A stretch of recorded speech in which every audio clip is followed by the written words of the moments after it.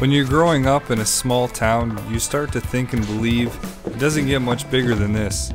Then once you finally venture out, you realize maybe there's more to life. Maybe there's more to me.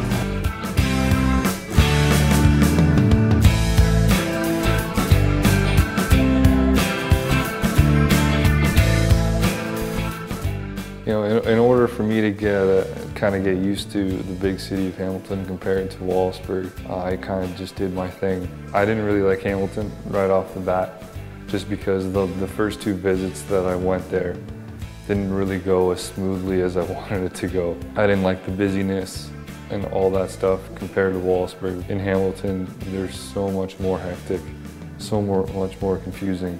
But when you finally come back to Wallaceburg, it's just peace, kind of serenity. There's not a whole lot to see. All you see pretty much is just the town of Wallaceburg itself, and then it's just flat lands. It's just farmland and stuff like that, which is kind of nice to see because then it kind of brings you back a little bit. It kind of takes your mind out of that hecticness and rushing and just kind of calms you down, brings you back to peace. There's not really that much to do in this town other than go out and play with your friends, whether it be in the park or whatever it may be. Me and my friends were a little bit different though.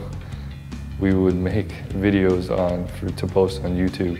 It was me, best friend George, Jake, Justin, the twins, and a guy named Ian Cleary. We got together and we just made a whole bunch of weird, what we thought were funny videos and posted them on YouTube under the name The Nerd Herd 995.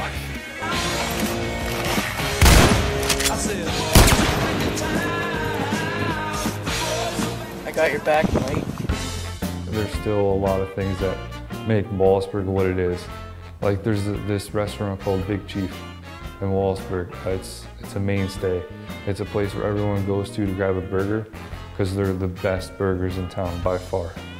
Because everything else is pretty much fast food and stuff like that.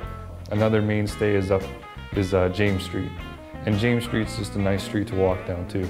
You see all these little mom and pop shops, you see people in there just having a good time. It's a nice thing to see. This James Street is kind of like on steroids compared to our James Street. Still has all your little mom and pop shops, but 10 times more than usual.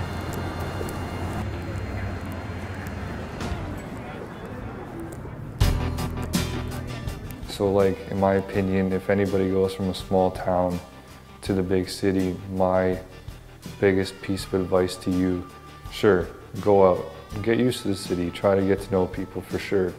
The more people you know, the better it is, the more comfortable you're gonna be.